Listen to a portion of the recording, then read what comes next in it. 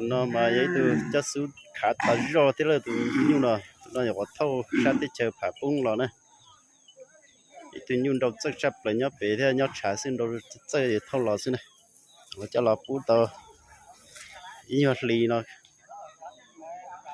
tao được chơi cho số này lò xe chúng tôi chấp lại đó tụi nó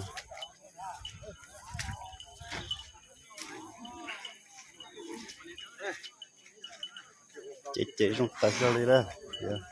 bài liền là ship bộ một khối mà trong đó lửa nó bị cháy đó tụi nó tao sẽ xí luôn đây tụi nó lên thì